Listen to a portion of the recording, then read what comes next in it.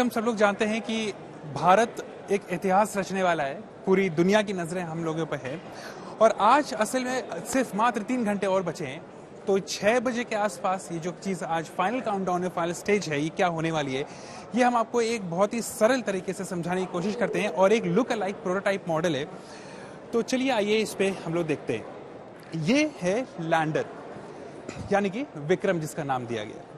ये विक्रम लैंडर है, ये अपने फाइनल स्टेज पे आ चुका है।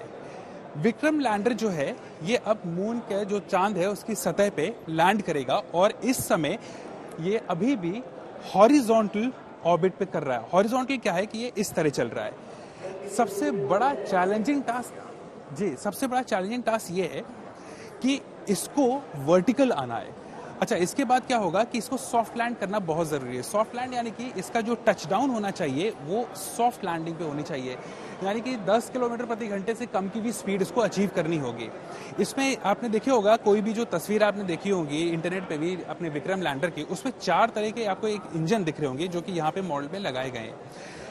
अब क्या होगा अगर ये मून पे सरफेस पे लैंड कर जाता है, अगर ये सॉफ्ट लैंड वर्टिकली कर गया, या ध्यान रखिएगा इसको वर्टिकल लैंड करना है, अगर ये वर्टिकल लैंड कर गया तो नेक्स्ट स्टेज क्या होगी, इसमें रैंप ओपन होगी इस तरह की, जो इसमें से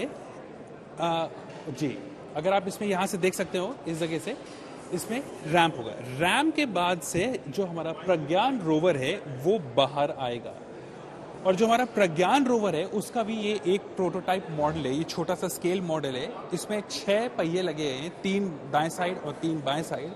6 पहिए इसलिए लगाए गए हैं ताकि जो मून की जो सतह है, जो सरफेस है, वो बहुत ही टफ होती है, बहुत चैलेंजिंग होती है। तो वो अब बहुत, जैसे अगर हम लोग अभी अपने यहाँ की बात करें, जो रोड्स खराब होती हैं जिसमें हम लोग गाड़ियाँ चलाते हैं, वो इतनी ज़्यादा टफ लगती हैं। आप कल्पना नहीं कर सकते कि चांद पे जो क्रेटर्स होते हैं बड़े बड़े, वो कई कई 100 किलोमीटर बड़े होते हैं और बहुत ही चैलेंजिंग चीज़ होती है। तो ये जो रोवर है, ये जो प्रज्ञान है, ये अपना एक्सप्लोरेशन मिशन शुरू करेगा। ये लैंडर से निकलेगा, लैंडर से जो रोवर आएगा उसके बाद ये जो फोटोज लेगा, वीडियोस होंगे, डेटा कलेक्ट करेगा। मून पे सबसे बहुत बड़ा एक सवाल चल रहा है कि क्या चांद पे फ्रोजन वाटर के हम लोग ट्रेसेस निकाल सकते हैं, तो उस चीज़ को ये हेल्प करेगा। साथ ही साथ हम लोग एक्सो प्लैनेट्स पे भी स्टडी करने का काम करेंगे। अच्छा, एक सवाल ये और होता है कि जब हमारा रोवर बाहर आ गया तो जो लैंडर है, क्या इसका कोई काम नहीं रहा कि एक बार रोवर हमारा बाहर निकला लैंडर से, विक्रम से, प्रज्ञान बाहर आया, तो क्या हमारा जो विक्रम है लैंडर, ये किसी अब काम का नहीं। जो डेटा हमारा रोवर लेगा वो इससे कम्युनिकेशन स्टैब्लिश रखेगा लैंडर से। लैंडर हमारा डेटा आएगा हमारे पृथ्वी यानी कि इसरो पे। तो ये सब कुछ एक सिंक्रोनाइज्ड कम्युनिकेशन चैनल पे ही चलेगा। जो हमारा प्रज्ञान रोवर है, इसका वजन लगभग 26 किलोग्राम के आसपास का है और जो हमारा लैंडर है यानी कि जो विक्रम है, ये कोई लगभग 1740 किलोग्राम के आसपास है। जो प्रोपल्जन मॉड्यूल है जिससे डिटैच हो चुका है, प्रोपल्जन मॉड्यूल जो आपका अब डिटैच स्टेज पे आ चुका है, वो है लगभग 2400 किलोग्राम के आसपास। फिलहाल के पास हमारे पास 1740 केजी का लैंडर है, 26 किलो का प्रज्ञान रोवर है, यानी कि रोबोट है। ये बेसिकली एक रोबोट है जो सतह पे जाएगा। सबसे बड़ा चैलेंज ये है, जो आखिरी के 18 मिनट्स ऑफ जो 18 मिनट्स ऑफ टेरर बोले गए हैं, उसमें हम लोगों को ये करना है कि एक तो स्पीड को डी एक्सेलरेट करना है, जिसको हम लोग डी बूस्टिंग भी बोलते हैं, और दूसरी चीज ये जो हॉरिजॉन्टल मूवमेंट है, हॉरिजॉन्टल लाइक ऐसे वाला मूवमेंट है, इसको वर्टिकल लाना है। वर्टिकल लाना सबसे टफेस्ट चीज है अगर वर्टिकल लाना है तो वर्टिकल चीज करना ही, अगर हम लोगों ने ये चीज अकम्प्लिश कर ली तो यकीनन मान के चलिए कि हम लोग का मिशन सक्सेसफुल हो चुका होगा। एक केस ये भी है कि अगर आज हम लोग ये चीज़ नहीं कर पाते हैं लैंड, क्योंकि ये जो रोवर है, जो हमारा लैंडर है, ये बहुत ही सोफिस्टिकेटेड है। क्योंकि अगर मान लेते हैं कि ऐसा कुछ एक कंडीशन आ गई कि हमें जब ये वर्टिकल लैंड करेगा तो नीचे एक और चैलेंज आता है डस्ट का। अगर डस्ट है तो क्या डस्ट से हमारे सेंसर्स खराब हो सकते हैं? बिल्कुल, हमारे कई तरह के सेंसर्स जो हैं वो इंटरप्ट हो सकते हैं डस्ट से, क्योंकि मून पे एटमॉस्फेयर नहीं है, तो इसमें कोई हेलीकॉप्टर की तरह पंख नहीं है इसको डी एक्सेलरेट करने के लिए, ना ही इसमें हम लोग पैराशूट लगा सकते हैं क्योंकि एटमॉस्फेयर नहीं है। जब ये मून के सतह पे काफ़ी नज़दीक आ चुका होगा, कुछ ही मीटर्स की दूरी पे, तो वहाँ पे डस्ट की वजह से अगर हम लोग इस पे इंटरप्शन आ जाता है और मिशन को ये सेफ नहीं लगता है कि क्या करना चाहिए, तो हमारे लैंडर में इतने बेहतरीन आर्टिफिशियल इंटेलिजेंस एल्गोरिथम है कि ये अपने आप एक नेक्स्ट पॉसिबल स्पेस सरफेस ढूंढेगा कि कहाँ पे इस चीज़ को मून के पे लैंड किया जा सकता है। एक सिचुएशन मान लेते हैं कि सभी अपने जो पैरामीटर्स हैं, जो अपने प्लान हैं, वो नहीं चल पाते हैं, तो फिर क्या? तो फिर इसको हम लोग आगे बढ़ाएंगे, यानी कि आज ना लैंड तो हम करके आगे की बात को आगे हम समझ लेते हैं, लेकिन हम ड्रोन वाला हिस्सा आपसे समझे उससे पहले जरा मैं ये आपसे जान लूं अंशुल जी कि ये जो हम दक्षिणी ध्रुव की बात करते हैं, जो hidden side of the moon है, ये क्यों इतना जरूरी है और चंद्रयान 3 का ये मिशन इतना जरूरी पूरी दुनिया के लिए क्यों?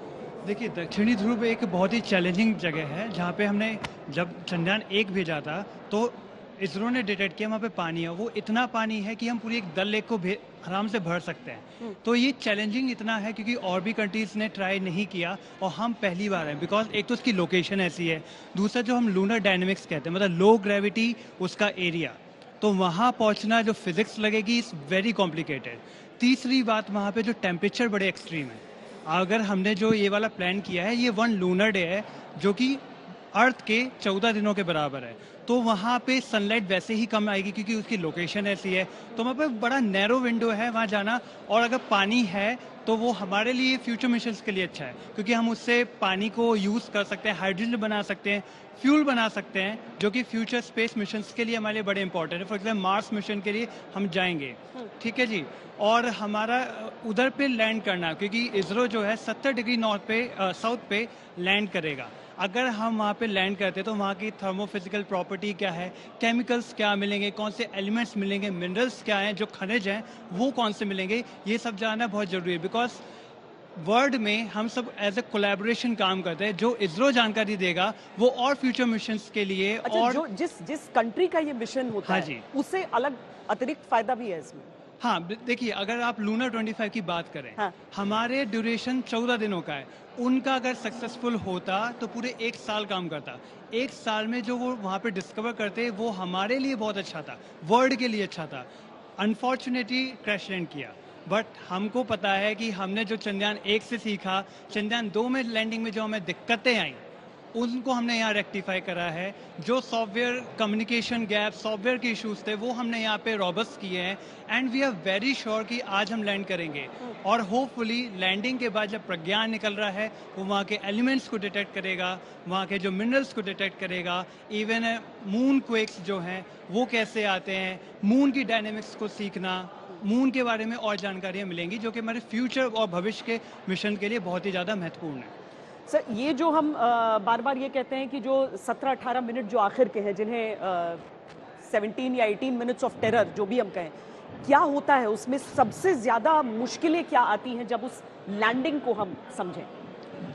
जब ये लैंडिंग होगा तो जैसे कि बताया गया कि सबसे मुश्किल काम जो है कि उसको हॉरिजॉन्टल करना, क्योंकि वो यदि ऊपर से नीचे तक आता है तो जब उसके पैर जो है वो ऐसे समानांतर बिल्कुल ऐसे होना चाहिए कि वो जैसे के वैसे जिस स्थिति में है उसी स्थिति में, क्योंकि यदि वो थोड़ा भी इंक्लाइन होता है कुछ तो वो दूसरी दिशा में पलट जाएगा, गिर जाएगा, और फिर वो उसको दोबारा से उस स्थिति में लाना बहुत मुश्किल है। तो इसीलिए जो अभी जो है वो जैसा कि बताया गया ये इस स्थिति में आ रहा है, ऐसे 50 डिग्री के करीब इंक्लिनेशन है, और इस स्थिति में ये जो आ रहा है इसको हमें जो है एग्जैक्टली ऐसे जो है करना है। और वो सारे इसीलिए इसके जो भी इंजन है वो उसी तरह से 4 इंजन जो भी है वो सिंक्रोनाइज होकर के वो काम करना वो बहुत जरूरी है इस वक्त। और फिर जो है उसका स्पीड बहुत कम होते होते वो जो आएगा और आखिरी के स्टेज में वो ऑलमोस्ट 0.5 किलोमीटर पर सेकंड या कुछ इस तरह का होना चाहिए, ताकि वो धड़ाम से गिरकर उसे कुछ उसका नुकसान या क्षति ना पहुंचे। दूसरी बात कि हो सकता है कि क्योंकि आपने देखा कि मून की ग्रेविटी कम है मून की ग्रेविटी कम होने से धरती से, तो आदमी भी वहां पर चलते हैं तो जंप करना पड़ता है। मेरी अभी ये वरी है, बाकी लोगों ने इस पर अभी तक कहीं कहा नहीं है कि क्या वो गिरकर जंप कर दे, तब भी हमें इसका भी ध्यान रखना होगा।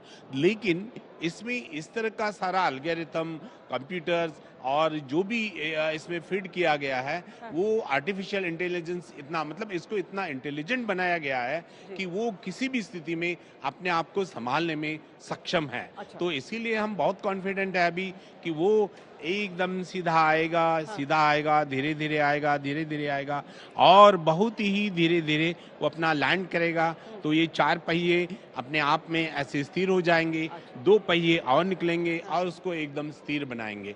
तो ये जो टेरर की बात आप जो कह रहे हैं, तो वो यही स्थिति है आखिरी में जो कि दिल की आखिरी धड़कनें थमेंगी। इसमें वो जो है कि कोई टिल्ट ना हो जाए कुछ, तो एकदम से वो ठीक से लैंड हो जाए।